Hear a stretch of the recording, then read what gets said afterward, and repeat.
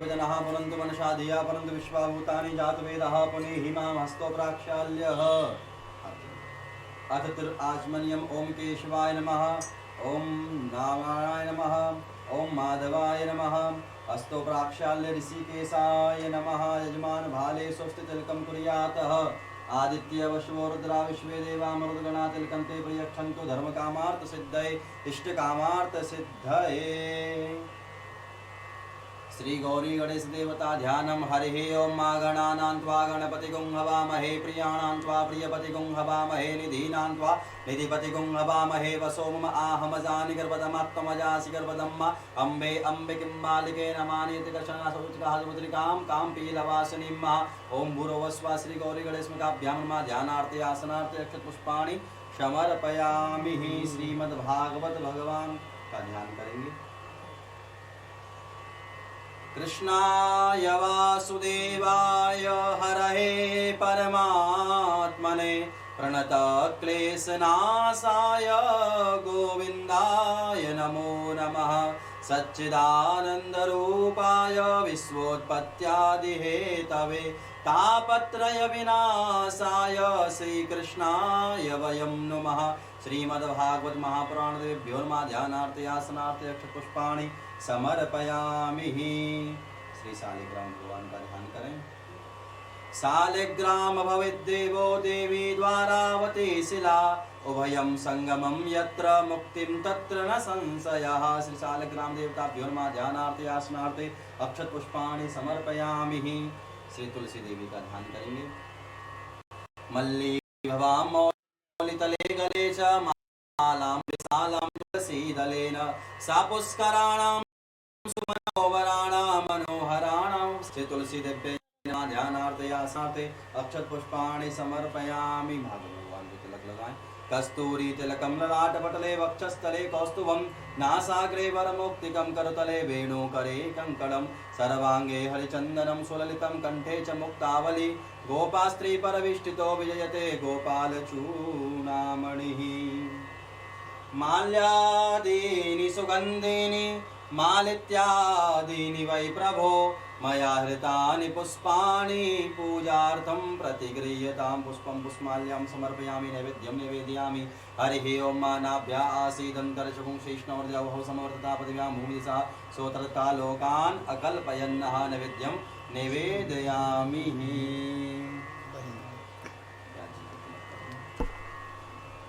व्यासाय व्यासरूपाय व्यासरूपाय विष्णवे नमो वै ब्रह्मनिधये वासिष्ठाय नमो नमः।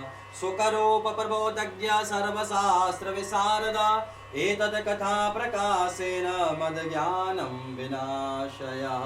गुरुर्ब्रह्मा गुरुर्विष्णु गुरुर्देवो महेश्वर गुरुर्साक्षात् परब्रह्म तस्मै श्री गुरवे नमः। भगवान की जय। हरिः ओम मा चंद्रमा मनसो जात चक्षुः सूर्यो अजायत श्रोत्राद्वायुष प्राणश मुखादग्निरजायत। इदगुं हविः प्रजननं मे अस्तु दशवीरगुं सर्वगुणसुष्टये आत्मशनि प्रजाशनि पशुशनि लोकसन्नवयशनि अग्निं प्रजां बहुलाम्बे करोत्पन्नं पयोरेतो अस्मासु दत्तः। कदलीगर्भसम्भूतं कर्पूरं च प्रदीपितम् आरात्रिकहं कुर्मे पश्य मे वरदो भवः। मोरमुकुटकटकाचनि कर मुरली और माल यह मानिक मेरे मन बसो सदा बिहारी लाल। पागवनो बटकावन्यो और बन्यो लाल को भेष जय जय कुंज विहारी लाल की दोरी आरती ले। कर्पूर गौरम करुणावतारम संसार सारम भुजगेन्द्रहारम सदा वसंतम हृदयारविंदे ओम भवानी सहितं नमामि। ओम जय हो शांतिरंतरजुगुं शांति वृतवे शांतिरापा शांति रोगदया शांति शांतिरेव शांति सामा शांतिरे धीयतो यतः समीहसे ततो नो व्यंकुरु सन्नाः कुरु प्रजाभ्यो वयन्ना पशुभ्यः सुशान्तिर्भवतु। आरार्तिक्यं समर्पयामि। अथ मंत्र पुष्पांजलिं हरिः ओं माजनेन जजनमयजन्त देवास्तानि धर्माणि प्रथमान्यासन्नाते हनाकं महिमानः सचन्त्रयत् पूर्वे साध्याः सन्ति देवाः। हरिः ओं एकदन्ताय विद्महे वक्रतुण्डाय धीमहि तन्नो दन्ती प्रचोदयात्। हरिः ओं नन्दनन्दनाय विद्महे यशोदानन्दनाय धीमहि तन्नो श्रीकृष्णः प्रचोदयात्। हरिः ओं वृषभानुजायै च विद्महे कीर्तिकुमारी स धीमहि तन्नो श्रीराधा प्रचोदयात्। हरिः ओं हंसाय धीमहि तन्नो श्री सुखदेवः प्रचोदयात्। नानासुगन्धिपुष्पाणि यथा कालोद्भवानि च पुष्पाञ्जलिर्मया दत्ता गृहाणात् परमेश्वरः। ओं श्रीमद्भागवत पुराणदेव्यो नमः। मन्त्रपुष्पाञ्जलिं समर्पयामि। मन्त्रपुष्पाञ्जलिं समर्पयेतः। यानि कानि च पापानि जन्मान्तरकृतानि तानि सर्वाणि रक्षन्तु प्रदक्षिणायां पदे पदे। वृंदावन बिहारी लाल की जय। श्रीमद्भागवत महापुराण की जय। कृष्णाय वासुदेवाय हरये परमात्मने प्रणतक्लेशनाशाय गोविंदाय नमो नमः। आप सभी लोगों को श्रवण करके यह बड़ा हर्ष हो रहा होगा।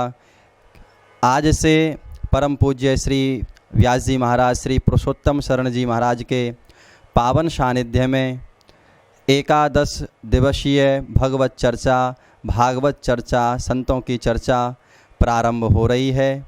महाराज जी का यह ऐसा शुभ संकल्प श्री धाम वृंदावन में सभी भक्तों को घर बैठे ही यह सत्संग प्राप्त हो सके और सभी लोग भगवान के श्री चरणों से जुड़ सकें, भक्ति से जुड़ सकें, जो कि महाराज जी समय समय पर अपना शुभ संदेश हम सभी लोगों को प्राप्त कराते ही रहते हैं, आप सभी लोगों को प्राप्त होते ही रहते हैं।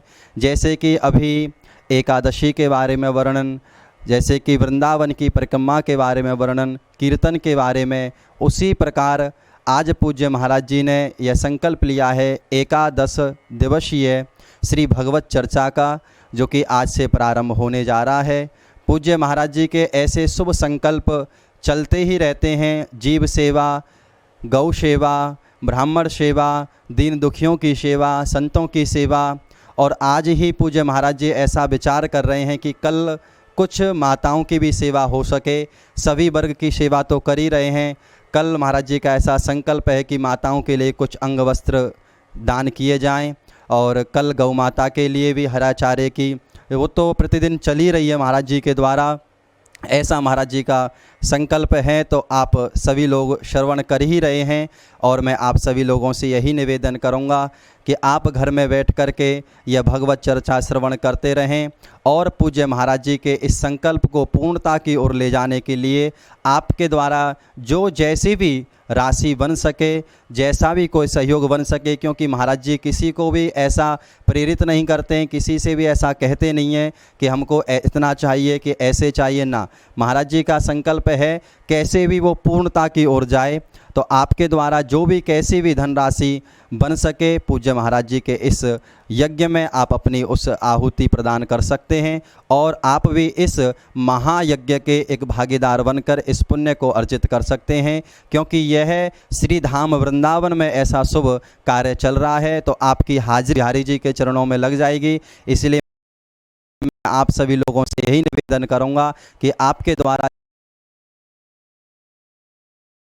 जितना भी हो सके तन मन करें, आप भी पुण्य के भागी बने। बोल वृंदावन बिहारी लाल की जय। मते निम्बार्क मुनीन्द्राय नमः। गुरुचरण कमलेभ्यो नमः। ध्येयं सदा परिभवत् नमभीष्टदोहं। तीर्थास्पदं शिवगिरिं चिनुतं शरण्यं। भृत्यार्तिहं प्रणतपाल भवाब्धिपोतं। वन्दे महापुरुषते चरणारविन्दम्। कस्मै न विभासितोऽयमतुलो ज्ञानप्रदीपपुरा तद्धूर्प्रेण च नारदाय मुनये कृष्णाय तद्धूर्पिणा योगीन्द्राय तदात्मनाथ भगव दाताय कारुण्यत तच्छुद्धं विमलं विशोकममृतं सत्यं परं धीमहि नारायणं नमस्कृत्य नरं चैव नरोत्तमं देवीं सरस्वतीं व्यासं ततो जयमुदीरयेत् श्रीमद्हंससमारभ्य शनकाधिकमध्यमाम् अस्मदाचार्यपर्यन्तां वन्दे गुरुपरम्पराम्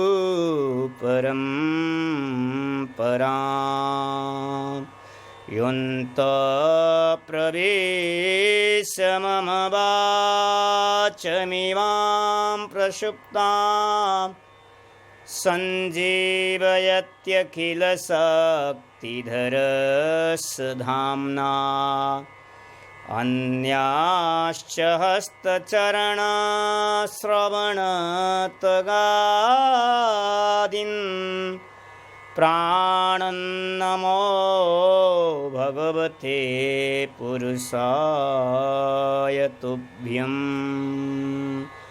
वागीशायस्य वदने लक्ष्मी यस्य च वक्षसि यस्यास्ते हृदये संवित् तं नृसिंहं भजे तप्तकाञ्चन गौराङ्गी राधे वृन्दावनेश्वरी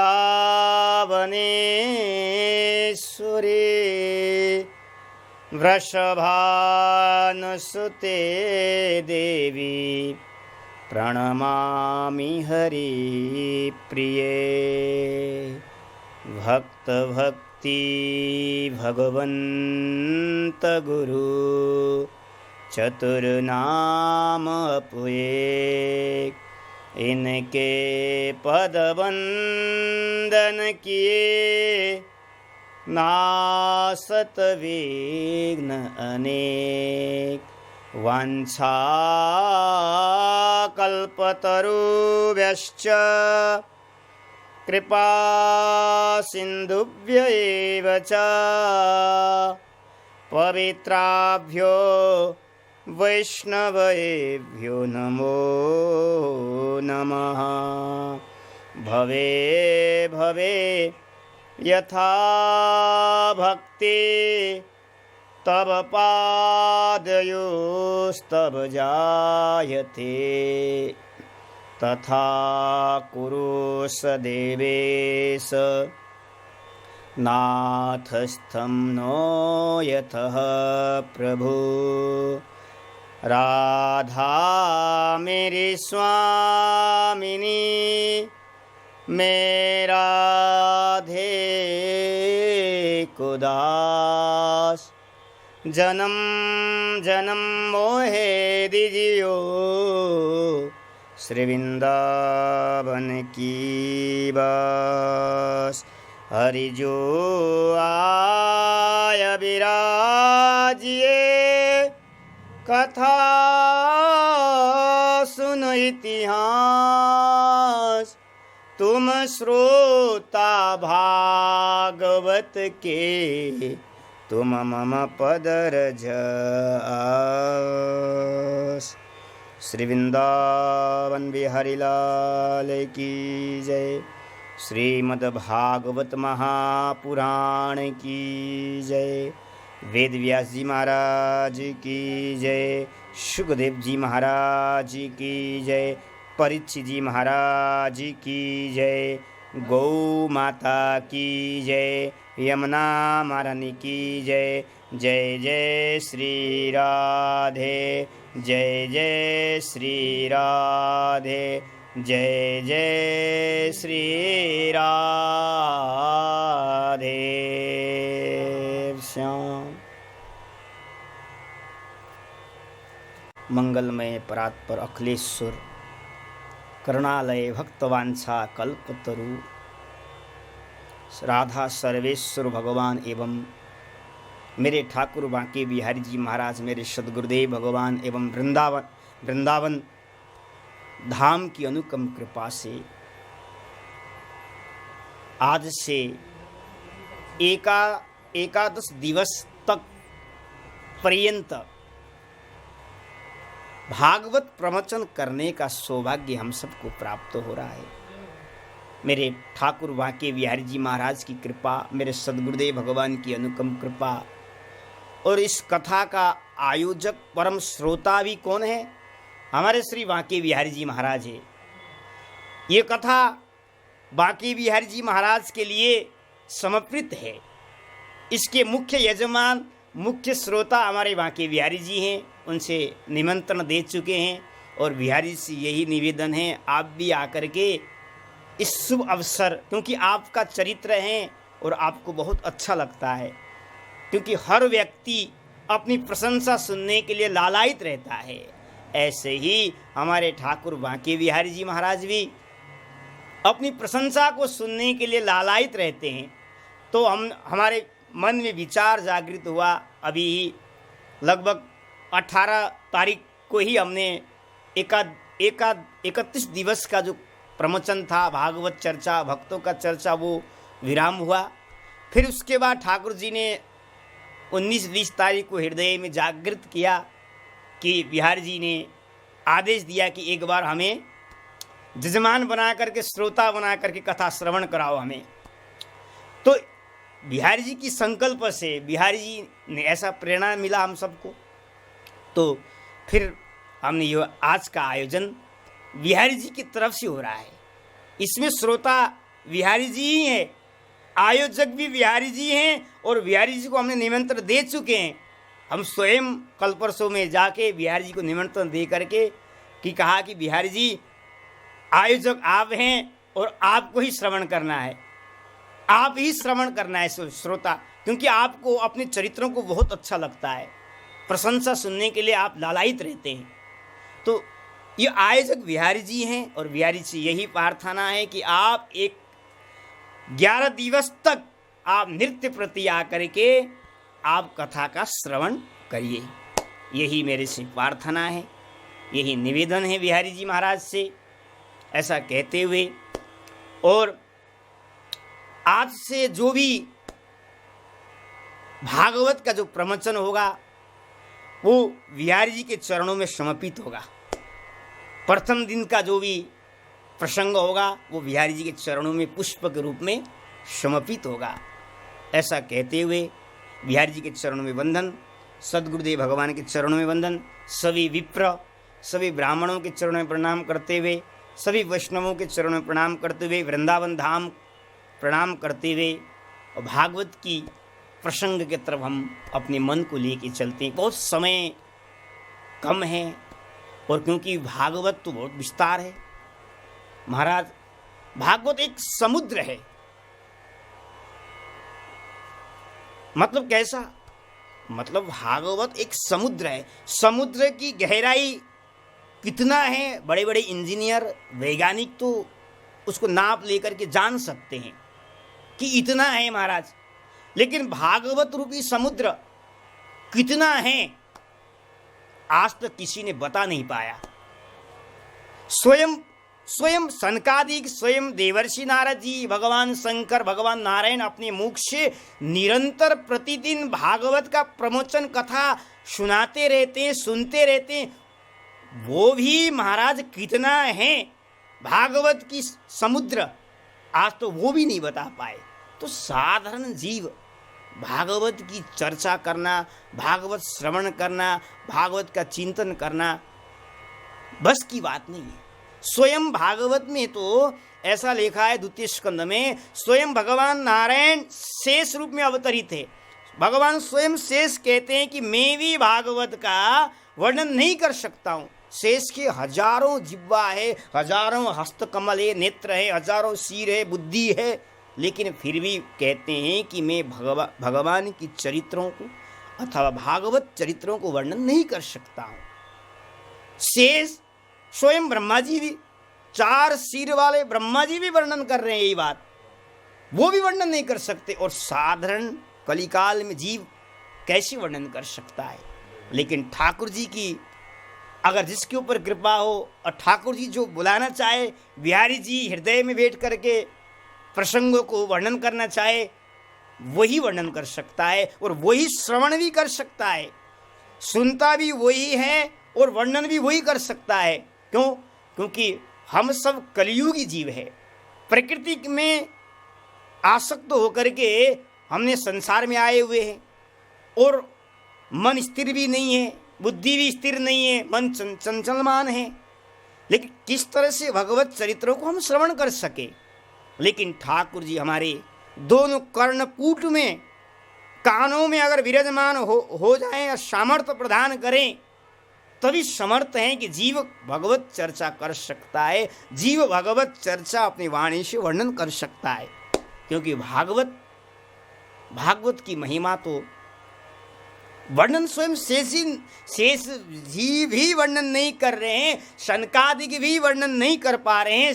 स्वयं भगवती सरस्वती मैया, जिनकी कंठ में सरस्वती महारानी विराजमान है, वो स्वयं सरस्वती मैया भी भागवत की वर्णन नहीं कर सकती है, तो साधारण जीव कैसे कर सकेगा?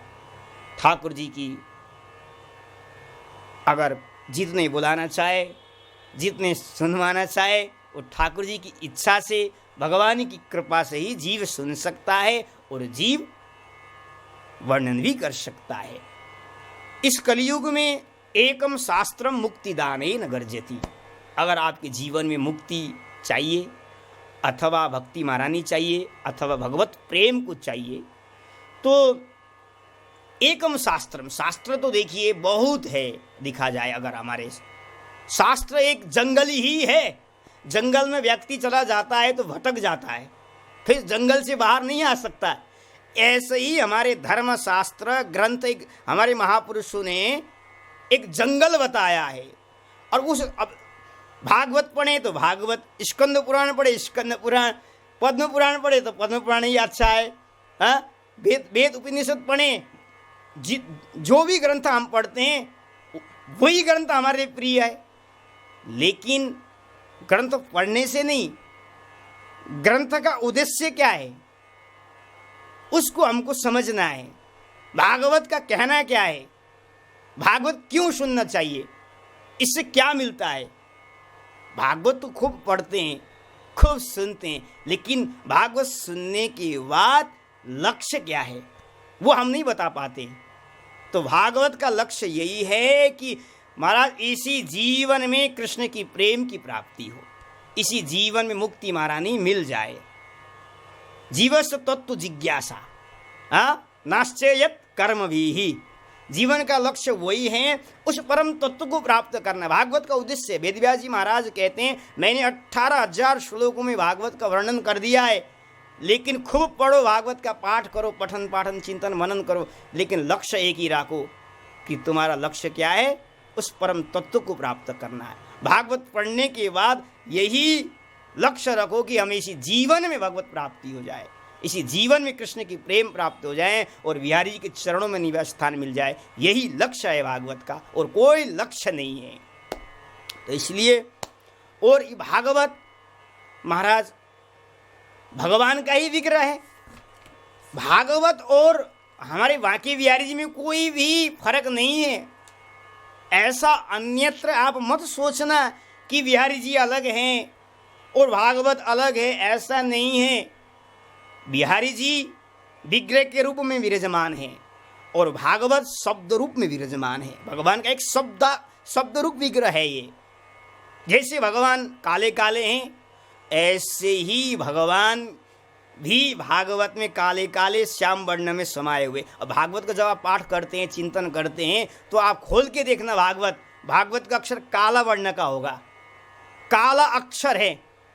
तो भगवान जैसे हमारे बिहारी जी का दर्शन करने जाते हैं तो बिहारी जी काले हैं, श्याम वर्ण के हैं, ऐसे ही बिहारी जी ही शब्द के रूप में भागवत में विराजमान है। इसलिए कहते हैं कि तेनेयम वांगमयी मूर्ति प्रत्यक्षा वर्तते हरे।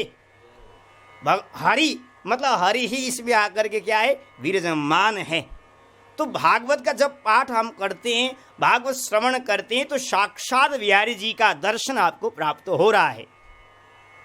बिहारी जी में और भागवत में कोई फर्क ही नहीं है, तत्व एक ही है। वो प्रतिमा के रूप में विराजमान है बिहारी जी, ये शब्द के रूप में है भागवत में विराजमान है, बस इतना ही है।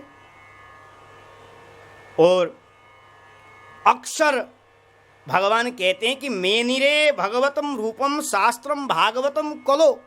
भगवान स्वयं कहते हैं कि यह भागवत कलियुग में, भगवान कहते हैं मेरा ही स्वरूप है। भगवत रूपम, भगवान कहते हैं मेरा ही रूप है। मेरे बिहारी जी का कहना है कि ये भागवत कलियुग में क्या है, मेरा ही स्वरूप है। मैं ही भागवत के रूप में जीवों को कल्याण करने के लिए, जीवों को कृष्ण प्रेम प्राप्त करने के लिए मैं ही भागवत में समाया हूँ। जो मेरा चिंतन करता है, मेरा पठन पाठन करता है, श्रवण करता है, भागवत का आधा से आधा अक्षर का भी उच्चारण करता है, वो मुझको प्राप्त करता है, भागवत का कहना है। और एतस्मात् परम किंचिन मन शुद्धेन विद्यते। इस कलयुग में हर व्यक्ति मन शुद्ध करने के लिए न जाने कितना प्रयत्न करता है, कितना साधन करता है, तीर्थों में जाता है, दान करता है, पुण्य करता है, यज्ञ अनुष्ठान करता है, लेकिन जीव का मन शांति की प्राप्ति नहीं हो पाती। लेकिन भागवत की कहना है कहीं जाने की जरूरत नहीं, कहीं घूमने की जरूरत नहीं, कोई तीर्थ यात्रा करने की जरूरत नहीं, कोई पठन पाठन करने की जरूरत नहीं, केवल भागवत के शरण में आ जाओ। भागवत कहती कि मैं तारने का काम मेरा है, तुम केवल मेरे शरण में आओ, बस तारूंगी मैं। और जो चंचलमान है, जिसकी मन बुद्धि स्थिरता नहीं है, वो भागवत का पठन पाठन करे, उसका मन शुद्ध हो जाएगा। एतस्मात् परम किंचिन मन शुद्धेन विद्यते। मन की शुद्धि इससे बढ़कर और कोई है ही नहीं है। भागवत का कहना है, सुध जी भी यही कह रहे हैं, व्यास जी महाराज कह रहे हैं कि मन की शुद्धि कहाँ से होगा, भागवत के द्वारा होगा। और आप सबसे भी यही निवेदन है, और अगर आपने मन को स्थिरता करना चाहते हैं, अपने मन को रोकना चाहते हैं, तो नित्य प्रतिदिन भागवत का श्रवण करो, पठन पाठन करो, नित्य पाठ करो, अवश्य आपका मन धीरे धीरे बिहारी जी के चरणों में लग जाएगा। ये कलियुग में साक्षात भगवान का वांगमयी विग्रह है। कलियुग के जीवों को उद्धार करने के लिए भगवान ने इस रूप में अवतार लिया है। ये भागवत है।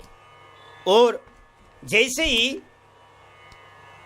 महाराज भागवत क्या है, कहते हैं कि यह भागवत में 12 स्कंद है और आपका 335 अध्याय है ऐसा, और 18,000 श्लोकों में भागवत ग्रंथ बना हुआ है। और भागवत का प्रथम स्कंद और भागवत का द्वितीय स्कंद क्या है, कहते हैं कि ऐसा पद्म पुराण में मिलता है कि देखो बिहारी जी के चरण हैं, हाथ है, नेत्र है, मस्तक है, मुख है, ललाट है, कंठ है, भुजाएं हैं, ऐसे ही भागवत भी बिहारी जी के रूप में यहाँ समाये हुए हैं। और इनके भी चरण हैं, जैसे बिहारी जी का चरण है तो भागवत का भी चरण है, हाथ भी है, कंठ भी है, नेत्र भी है, मस्तक भी है।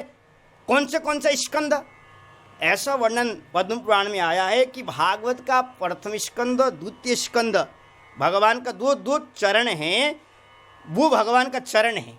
प्रथम स्कंद और द्वितीय स्कंद भागवत का जो हम श्रवण करते हैं, दोनों चरण हैं, दायां और बायां। प्रथम स्कंद क्या है और दायां और बायां द्वितीय स्कंद भागवत का है। और महाराज तीसरा और चौथा स्कंद भगवान का क्या है, दोनों जंगा उरु जिसको कहते हैं वो। और पांचवें स्कंद क्या है, भगवान का नाभि। जो हम पंचमदेव महाराज जब पंचमदेव का उपासना करते हैं हम, तो भगवान का नाभि का है। नाभि का भगवान नाभि के रूप में भगवान उसमें विराजमान है भागवत में। प्रथम स्कंद द्वितीय स्कंद भगवान दोनों चरण के रूप में विराजमान है। और महाराज तीसरा और चौथा जंगा उरु के रूप में भगवान विराजमान है। और जो पांचवें स्कंद है भगवान का नाभि है। नाभि जैसे हम नाभि है हमारा, ऐसे ही भागवत का पंचम स्कंद भगवान का नाभि है।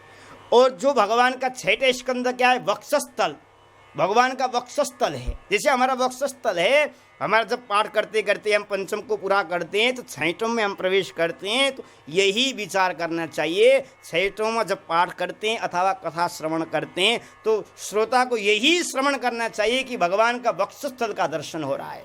प्रथम स्कंद का सुन रहे हैं, द्वितीय स्कंद का हम कथा सुन रहे हैं, तो हमको भगवान का दोनों चरणों का दर्शन हो रहा है। और महाराज तीसरा और चौथा स्कंद जब हम सुनते हैं तो भगवान का उरु जंगाओं का हम स्मरण कर रहे हैं। पंचम स्कंद का जब कथा श्रवण करते हैं तो हमको भगवान का नाभि का दर्शन हो रहा है। छठवें स्कंद का भगवान का वक्षस्थल का दर्शन हो रहा है। इस तरह से भागवत का श्रवण करना है हमें बैठे बैठे। और भगवान का सातों और आठों स्कंद की जो कथाएं, भगवान की दोनों भुजाएं हैं। जब हम सातों आठों स्कंद की जब चर्चा करते हैं तो श्रोता को यही विचार करना चाहिए, वक्ता को भी यही विचार करना चाहिए, क्योंकि श्रोता और वक्ता का दोनों ही एक ही लक्षण होना चाहिए। तो वक्ता भी जब सप्तम का अष्टम का जब कथा सुनाने लगे तो वक्ता को भी यही श्रवण करना चाहिए कि भगवान की दोनों भुजाओं का हम दर्शन कर रहे हैं, ये श्रवण करना चाहिए। और महाराज नव स्कंद भगवान का कंठ है। जब हम नव स्कंद की चर्चा करते हैं, भगवान का कंठ है। और महाराज कहते हैं कि दश स्कंद भगवान का मुखारविंद है। भगवान हंसते हुए मुखारविंद दशमस्य मुखम, ऐसा वर्णन आता है, मुखारविंद है। और भगवान का एकादश स्कंद क्या है, ललाट है, मस्तक है। मस्तक महाराज जैसे हमारा मस्तक है, भागवत का एक स्कंद क्या है, मलाट है। और 12वें स्कंद भगवान का सिर है, हमारा अंतिम क्या है, सिर है। ऐसे ही महाराज चरण से लेकर के जो सिर तक जितने भी अंग हैं वो सारे अंग भागवत में समाये हुए हैं। ये भागवत है, स्वयं भागवत भगवान बिहारी जी भागवत के रूप में विराजमान है। और दूसरी बात है, अब प्रश्न करते हैं कि भागवत में राधा रानी का नाम नहीं है, ऐसा भी वर्णन करते हैं। महाराज वो बात सही है, लेकिन यहाँ दिखता तो नहीं है, लेकिन उन्हीं महापुरुषों को दिखता है। जब ये जो देखिए भागवत शब्द जो है, अक्षर श्लोक है, क्या है, काला वर्ण का है, श्याम वर्ण का है। जब हम इसके अर्थ करते हैं तो क्या है, गौर वर्ण का अक्षर निकलता है। तो गौर वर्ण के रूप में जो भागवत का अर्थ क्या है, राधा रानी के रूप में ये भागवत में राधा रानी समाई हुई है। लेकिन सबको दर्शन इसलिए नहीं हो रहा है, जो भागवत के मर्मज्ञ हैं, जो भागवत के मनन चिंतन में जो लगे रहे हैं, उसको अनुभव जिसको है, वो जब अर्थ करते हैं तो इसमें श्री कृष्ण के साथ राधा रानी को भी ही दिखाई पड़ता है। क्योंकि हमारे वैष्णवों में युगल आराधना किया जाता है, दोनों ही है। क्योंकि भागवत में किसका वर्णन है, राधा कृष्ण की वर्णन है।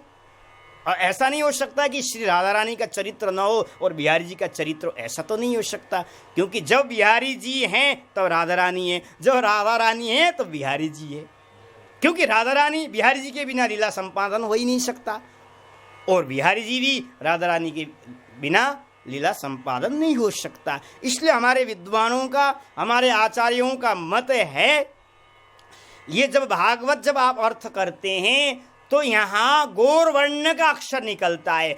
भागवत श्याम वर्ण का अक्षर है, जब हम अर्थ करते हैं तो गौर वर्ण का महाराज अक्षर का अर्थ निकलता है। वो अक्षर कौन है? स्वयं किशोरी जी, स्वयं राधा रानी ही अर्थ के रूप में विराजमान है। ये श्रीमद् भागवत, ये भागवत है। जब ये अनुभव होगा, जब चिंतन मनन करते रहोगे तो राधा रानी का साक्षात आपको पाठ करते करते, कथा सुनाते सुनाते महाराज आपका दर्शन हो जाएगा। सुखदेव जी ने गूढ़ रूप में, गुप्त रूप में महाराज ये वर्णन किया है राधा रानी का। ऐसा नहीं है कि राधा रानी का चरित्र नहीं, वहां श्री कृष्णाय वयं नुमः स्वयं सच्चिदानंद विश्वोत्पत्त्यादि हेतवे तापत्रय विनाशाय श्री कृष्णाय वयं नुमः। वेद व्यास जी स्वयं जब भागवत का मंगलाचरण करते हैं तो किसको प्रणाम कर रहे हैं? श्री कृष्णाय वयं नुमः। श्री शब्द का अर्थ कौन है? श्री राधा रानी ही तो है, क्योंकि भागवत में राधा रानी का चरित्र है, श्री बिहारी जी महाराज का चरित्र है। तो श्री कृष्णाय वयं नमः, श्री माने राधा सहित श्री कृष्ण को हम सब मिलकर के प्रणाम करते हैं। ये वेद व्यास जी का वाक्य है। तो इसलिए तो अन्यत्र भागवत में स्वयं किशोरी जी भी विराजमान हैं, लेकिन आपको दिखाई नहीं पड़ता है। जब हम हाथ में मेहंदी लगता है तो मेहंदी में लालिमा छिपी होती है, दिखती नहीं है, तब दिखती है, इसका मंथन करके तब दिखती है। ऐसे ही भागवत में राधा रानी छिपी हुई है गुप्त रूप में, महाराज दिखती क्यों नहीं है? जब हम भागवत का मंथन करेंगे, जैसे समुद्र मंथन हुआ था, भागवत के श्लोकों का मंथन करेंगे महाराज, उस समय आपको राधा रानी साक्षात बिहारी जी के साथ आपको दिखाई पड़ेगी। युगल आराधना आपको बुला रहे हैं। भागवत सुनने के बाद बिहारी जी राधा रानी साक्षात आपके सामने खड़े हैं। आओ आओ, तुमने मेरे चरित्रों को श्रवण किया है, आओ मेरे धाम में आओ, मैं तुम्हें आलिंगन करता हूँ, मैं तुम्हें अपने धाम को ले चलता हूँ। ये भागवत है महाराज, और भागवत में स्वयं भगवान का विग्रह है। और ये भागवत महाराज, और आज हम श्रवण कर रहे हैं महाराज, और कहाँ श्रवण कर रहे हैं? श्रीधाम वृंदावन में जहाँ निरंतर प्रतिदिन नित्य विहार ठाकुर जी का होता ही रहता है। आज भी महाराज वृंदावन में ठाकुर जी विहार कर रहे हैं। इसकी चर्चा हम आगे करेंगे, कहाँ करते हैं भगवान विहार, इस प्रसंगों को भी आज हम सुनाएंगे। तो वृंदावन में बैठ करके हम अपने मन को, अपनी वाणी को, अपने तन को पवित्र करने के लिए श्रीमद् भागवत का प्रवचन हम श्रवण कर रहे हैं। एक दिन नहीं महाराज, 2 दिन नहीं, एका दिवस तक पर्यंत। और वृंदावन कथा सुनने का भी कुछ भूमि, ऐसा स्थान बताया है हमारे शास्त्रों में। भागवत में स्वयं वर्णन है। वेद व्यास जी महाराज कहते हैं भागवत कहाँ श्रवण करना चाहिए। कहते हैं 4 जगह भागवत श्रवण करने से कृष्ण की प्रेम प्राप्त होगा, कृष्ण की भक्ति महारानी हृदय में विराजमान होगी, और महाराज आपको जीते जीवन में भक्ति महारानी हृदय में विराजमान हो जाएगी। इसी जीवन में मुक्ति मिल जाएगी, मरने के पश्चात नहीं है। भागवत से महाराज जीते ही जीवन को बदल देती है, मरने की बात नहीं है। भागवत जीवन को बदलती है, मृत्यु को भी बदलती है, तो सुनिश्चित है ही है। लेकिन और जिसने ईमानदार से भागवत का वर्णन किया है, जिसने ईमानदार से भागवत का श्रवण किया है, उसके जीवन में महाराज, इसी जीवन में महाराज उसका जीवन परिवर्तन हो जाएगा। भक्ति महारानी की कृपा से, भागवत की कृपा से वो अलग ही हो जाएगा, वो भक्त हो जाएगा, महान भक्त हो जाएगा। तो भागवत श्रवण करने का सौभाग्य हमें मथुरा में मिल रहा है, और वाचन करने का भी मथुरा का कितनी महिमा है। ये मोक्षदायिनी है मथुरा महाराज। और इसी मथुरा में, इसी मधुबन में महाराज 5 साल का बालक, क्या था उसका उम्र, ध्रुव जी महाराज का क्या उम्र था? बोलना भी नहीं जानता है, चलना भी नहीं जानता है 5 साल का बालक। लेकिन महाराज 5 साल का बालक ने उस नारायण को महाराज प्राप्त किया है। ये मथुरा है। और महाराज मैं तो कहता हूँ कि आज भी अगर मथुरा वृंदावन में बैठ करके लेकिन ध्रुव जी जैसा महाराज घोर तपस्या करे, चित्त को एकत्रित करके महाराज निरंतर महाराज ठाकुर का नाम रूप लीला का चिंतन करे, महाराज अवश्य नारायण आपको आपके पास आएगा। अवश्य इस भूमि की महिमा है, हमको कहीं भागने की जरूरत नहीं है, कहीं जाने की जरूरत नहीं महाराज। क्यों? जब ध्रुव जी प्राप्त कर सकते हैं, हम क्यों नहीं प्राप्त कर सकते? ध्रुव जी की लगन सच्चा था, निष्ठा सच्चा था महाराज, तब ध्रुव जी ने महाराज भगवान नारायण को प्राप्त किया। इस भारत भूमि को महाराज स्वर्ग में रहने वाले देवी देवता, महाराज स्वर्ग में रहने वाले नारायण भी स्वर्ग छोड़ करके भारत में आकर के ध्रुव जी को दर्शन दिया है। क्यों? ये भारत भूमि में बैठ करके उन्होंने घोर तपस्या किया और भगवान को भी उतार दिया है, नीचे उतार दिया है, नारायण उतर गए। कोई व्यक्ति बड़े से बड़े पद में चला जाता है, बड़े बड़े पद में पहुंचता है तो उसको नीचा पद अच्छा नहीं लगता है। अरे मैं बहुत बड़ा उच्च पद में बैठा हुआ है, मैं कैसे नीचे उतरूंगा? लेकिन वो भारत भूमि ऐसा है, भक्त ऐसा होता है महाराज, भगवान नारायण स्वर्ग से बढ़कर कोई बड़ा पद है नहीं है। वो स्वर्ग में रहने वाला भगवान नारायण भी अपने भक्तों पर कृपा करने के लिए अपने पद को छोड़ करके महाराज भारत में आकर के भक्तों का दर्शन करने आता है। ये भारत भूमि है। और मथुरा में बैठ करके हम आज भगवत चर्चा कर रहे हैं महाराज। भगवान की अनुपम कृपा है। कृपा तब अनुभव होगा जब बार बार हम अनुभव होगा, बार बार कथा श्रवण करेंगे, बार बार बिहारी जी का दर्शन करेंगे, बार बार नाम का रूप का चिंतन करते रहेंगे, तब हमें अनुभव हो रहा है कि हमें मथुरा में बैठ करके भागवत श्रवण कर रहे हैं। कितनी बड़ी कृपा है महाराज, कितनी बड़ी कृपा है कि मथुरा जैसे भूमि में बैठ करके हम एक दिन नहीं, एक 11 दिवस तक हम भगवत चर्चा करने का सौभाग्य हम सबको प्राप्त हो रहा है। इसलिए ये मथुरा में बैठ करके जो भगवत श्रवण करता है, कहते हैं कि मुच्यते भयात्, कहते हैं कि उसके जीवन में भय नहीं होगा, उसके जीवन में कोई भय नहीं है, उसके जीवन में आनंद ही आनंद होगा। और वो मरते समय नरक नहीं जाएगा, मरते समय वो भगवत धाम को चला जाएगा। जो मथुरा में भगवत श्रवण करता है, यहाँ लिखा है भागवत के 12 स्कंद में स्वयं सुखदेव जी महाराज वर्णन करते हैं परीक्षित जी महाराज को, इधर शुत जी महाराज शौनकादिक ऋषि को कहते हैं कि कथा कहाँ श्रवण करना चाहिए, ज्यादा फलीभूत हो, कौन सा भूमि से जल्दी श्रवण करने से हमें फल प्राप्त हो जाए। तो सुखदेव जी महाराज यही कहते हैं कि पुष्करे मथुरायम च द्वारवत्यम यथात्मनाम उपस्थ संहिता मेताम पठित्वा मुच्यते भयात्। श्री सुखदेव जी महाराज का कहना है, अगर भागवत आप श्रवण करते हैं पुष्कर में बैठ करके महाराज, निस्संदेह मत करो, संदेह मत करो, अब आप जीते ही भगवत धाम चले जाओगे। और मथुरायम, द्वितीय स्थान मथुरा को भी नाम आता है। और मथुरा में बैठ करके जो भगवत श्रवण करता है, पठित्वा मुच्यते भयात्, भगवत धाम को जाता है बाद में। और द्वारवत्याम यथात्मनाम, द्वारिका में भागवत का श्रवण करता है तो वो भगवत धाम को चला जाता है। तो 3 जगह भागवत में विशेष भागवत कहाँ करना चाहिए और कहाँ सुनने से जल्दी फल प्राप्त होता है, तो स्वयं सुखदेव जी ने भागवत के 12 स्कंद में वर्णन आता है कि पुष्करे मथुराम च द्वारवत्याम यथात्मा।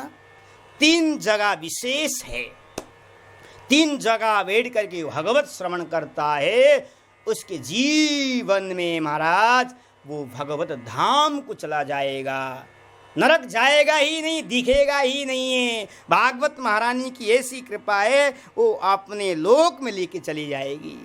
और हम कितने सौभाग्य की बात है महाराज जी, हम तो श्रीधाम वृंदावन मथुरा में विराजमान है। हाँ, सौभाग्य की बात है। ठाकुर बिहारी जी महाराज श्रवण कर रहे हैं और आयोजक भी कौन? बिहारी जी महाराज स्वयं अपनी कथा स्वयं सुन रहे हैं, स्वयं वर्णन करने के हमें समर्थ प्रदान कर रहे हैं। और श्रोता बिहारी जी महाराज बैठे हुए हैं, आयोजक बिहारी जी महाराज बैठे हुए हैं और कहाँ श्रीधाम वृंदावन मथुरा में बैठे हुए हैं और मथुरा में बैठ करके हम श्रवण कर रहे हैं। और जो भी भागवत की लीलाएं हुई है वो कहाँ हुई है? जो भागवत में हम लीलाओं का चर्चा करते, माखन लीला, रास लीला, गौचरण लीला, वो वृंदावन मथुरा में ही तो हुआ है। और उसी लीला को हम उसी भूमि में बैठ करके हम आज श्रवण कर रहे हैं, सुन रहे हैं। कितनी बड़ी सौभाग्य की बात है। ये मेरे बिहारी जी की कृपा है। ये बिहारी जी की कृपा के बिना आपको प्राप्त नहीं हो सकता है। ये आज बिहारी जी की कृपा से हमें यहाँ इस गद्दी पर बैठ करके बोलने का सौभाग्य हमें प्राप्त हो रहा है और सुनने का सौभाग्य भी प्राप्त हो रहा है। मैं वर्णन भी कर रहा हूँ और सुन भी रहा हूँ, दो काम मैं कर रहा हूँ। मैं क्या बोल रहा हूँ और क्या सुन रहा हूँ, मैं इसको अंदर से अनुभव भी कर रहा हूँ। महाराज जी, आप केवल श्रवण कर सकते हैं, श्रोता केवल श्रवण ही कर सकता है, बोल नहीं सकता है। लेकिन वक्ता बोल भी सकता है और सुन भी सकता है। मेरे वाणी से भगवान जो बुलवा रहे हैं और मेरे कान में बैठ करके भगवान मुझे सुनने की सामर्थ्य भी भगवान प्रदान कर रहे हैं। और भागवत जैसे ग्रंथ को हम श्रवण कर रहे हैं। कितनी सौभाग्य की बात है। इस कलियुग में भगवान को प्राप्त करना अगर कोई चाहता है तो महाराज भागवत को श्रवण करो, भागवत का मनन करो, भागवत का चिंतन करो। महाराज अवश्य ही इसी जीवन में महाराज आपको भगवत प्राप्ति हो जाएगा। क्योंकि भागवतः प्रोक्तम इति भागवतम, भगवान ने अपने मुख से, अपने वाणी से जो शब्द निकला है वही तो भागवत है। भगवतः प्रोक्तम इति भागवतम। हमारे विद्वान लोग, हमारे महर्षि लोग, हमारे ऋषि लोग, हमारे वृंदावन के रसिकाचार्य कहते हैं भागवत किसको कहते हैं? कहते हैं कि भगवता प्रोक्तम भागवतम। भगवान ने अपनी वाणी से अपने भक्तों की प्रशंसा जो निकला हुआ है, शब्द है, वही तो भागवत है। और वही भागवत हम श्रवण कर रहे हैं। अथवा भागवत किसको कहते हैं कि यहाँ विद्वान कहते हैं, हमारे बड़े बड़े विद्वान भागवत के मर्मज्ञ जो मंथन करते रहते, चिंतन करते रहते हैं, वो कहते हैं कि भागवत किसको कहते हैं? कहते हैं कि भक्ति ज्ञान विरागाणम तत्वम यस्मिन तद भागवतम। भक्ति ज्ञान जिसमें वैराग्य हो, जिस ग्रंथ में, उसको कहते हैं भागवत। जहाँ ज्ञान की चर्चा हो, जहाँ भक्ति की चर्चा हो, जहाँ वैराग्य की चर्चा हो, उसको ग्रंथ का नाम ही भागवत है। और कहते हैं कि भागवतानम चरित्रम यस्मिन तद भागवतम। भागवत किसको कहते हैं? हमारे वृंदावन के विद्वान कहते हैं जहाँ भक्तों की चर्चा हो, जहाँ भगवान की चर्चा हो, जहाँ अवतारों की चर्चा हो, उसको कहते हैं भागवत। अवतारः चरित्रम, जहाँ, क्योंकि भागवत में 24 अवतारों का भगवान का चरित्रों का वर्णन है। आपको आगे श्रवण करने को मिलेगा कौन से अवतार भगवान का हुआ है, कहाँ कहाँ हुआ है, वो सब आपको 11 दिन तक के बीच में आपको नित्य प्रति हम आपको श्रवण कराएंगे। और कहते हैं कि भागवत किसको कहते हैं? विद्वान कहते हैं कि भगवत्या राधा चरित्रम यस्मिन तद भागवतम। विद्वान कहते हैं, हमारे वृंदावन के रसिकाचार्य कहते हैं, जिस ग्रंथ में, जिस पुराण में महाराज गोपनीय के रूप में, गुप्त रूप में श्री राधा रानी का चरित्रों का वर्णन हो, उसी का नाम है भागवत। और कहते हैं सर्व वेदांत सारम ही श्रीमद् भागवतम मिश्यते। समस्त वेदों का निचड़ा, वेदों का मंथन करके जो हमारा रस निकला हुआ है, जो फल निकला हुआ है, वही तो भागवत है। वेदों का सार ही तो भागवत थे। और दूसरा बात कहते हैं कि वेदोपनिषदाम सारं जाता भागवती कथा। हमारा भागवत की कथा वेद उपनिषद के सार ही से बनी हुई है। और यही भागवत हम हमारा मथुरा में बैठ करके श्रवण कर रहे हैं। भागवत क्या है आपने समझ ही लिया है।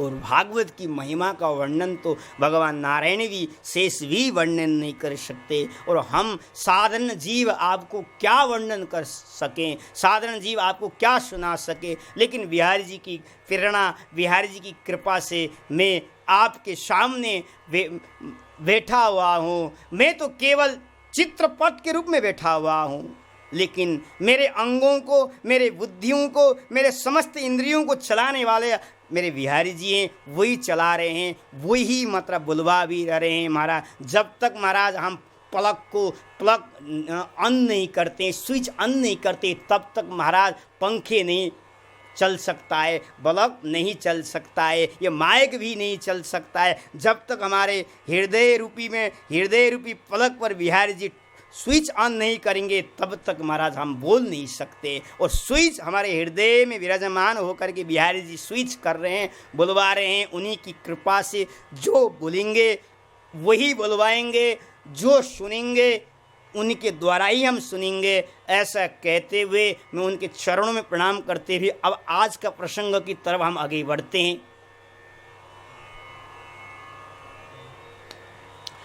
आज का हमारा प्रसंग है, आज का हमारा प्रसंग है भागवत सुनने से पहले भागवत की महिमा। भागवत क्या है, क्यों सुना जाता है, किसने सुना है, इससे क्या मिलता है, ये पहले श्रवण करना चाहिए।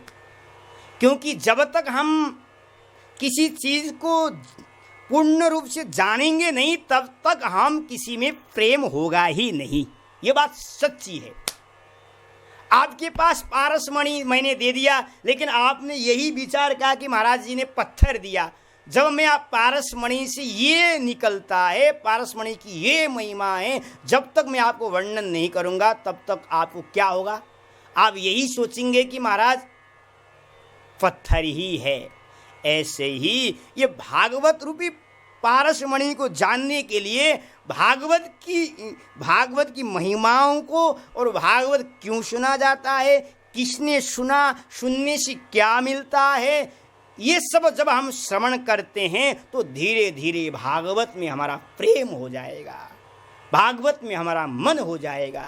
इसलिए भागवत हमारे विद्वानों ने, हमारे आचार्यों ने भागवत सुनने से पहले भागवत की महात्म्य की चर्चा का वर्णन कर दिया है।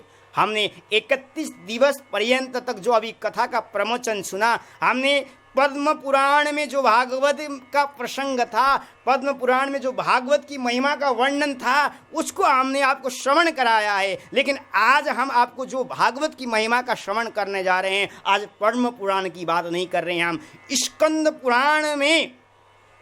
स्कंद पुराण में जो भागवत की महिमा का वर्णन है, उस भागवत की महिमा का हम आपको आज सुनाने जाएंगे। उसके बाद ही हम आपको फिर भागवत सुनाएंगे, क्योंकि या स्कंद पुराण में जो भागवत की महिमा का जो वर्णन है वो व्रज की महिमा का वर्णन है। व्रज में ठाकुर जी की किस तरह से अवतार हुआ है, इस स्कंद पुराण में वर्णन है।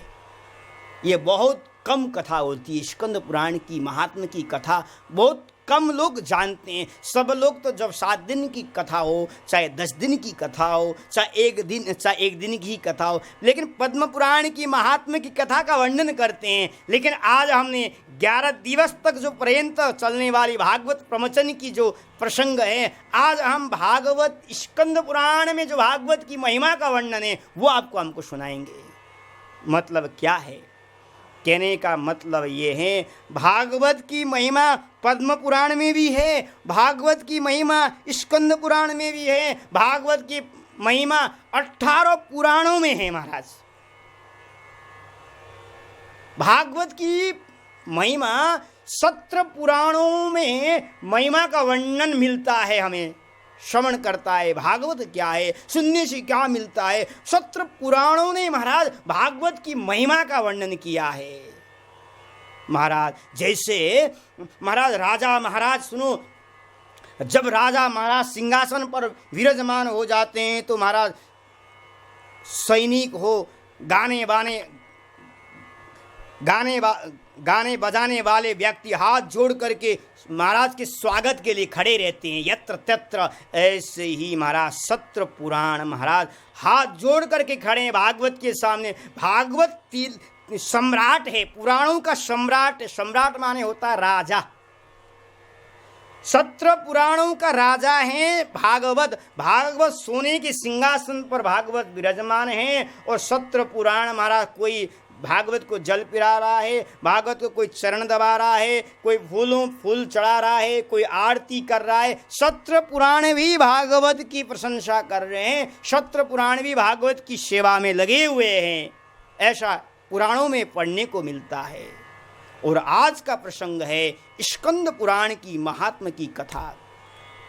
वेदव्यास जी महाराज ने स्कंद पुराण की चर्चा अपने शिष्यों को सुना रहे हैं और कहते हैं कि मंगलाचरण करते हैं। श्री सच्चिदानंद घन स्वरूपिणे कृष्णाय चानंत सुखा विवर्षणी विश्वोद्भवास्थान निरोध हेतवे नमो वयं भक्तिरसाप्तये निशम्। महर्षि वेदव्यास जी महाराज कहते हैं हमारे प्रभु कैसे हैं? सच्चिदानंद, सत है, चित है और घन भी है। भगवान हमारे कैसे हैं? सच्चिदानंद स्वरूप है भगवान। श्री कृष्ण कैसे हैं? सच्चिदानंद घन स्वरूप हैं भगवान। और वो क्या करते हैं? कहते हैं कि विश्वोत्पत्त्यादि हेतवे, विश्वों का पालन करते हैं, विश्व का भर पोषण करते हैं, विश्व का संहार भी करते हैं समय समय आने पर।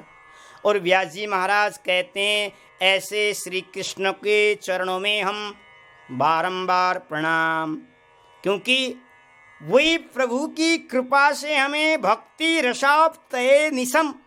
व्यास जी महाराज कहते हैं प्रभु नारायण कृष्ण आपके चरणों में हम प्रणाम कर रहे हैं। आपकी कृपा जब होगी तब तो हमारे हृदय में भक्ति रस का आस्वादन होगा, भक्ति रस हमारे हृदय में विराजमान हो जाएगा। ऐसे प्रभु को प्रणाम करते हुए आज हमने केवल स्कंद पुराण का पहला श्लोक महात्मा का स्मरण किया, प्रणाम किया।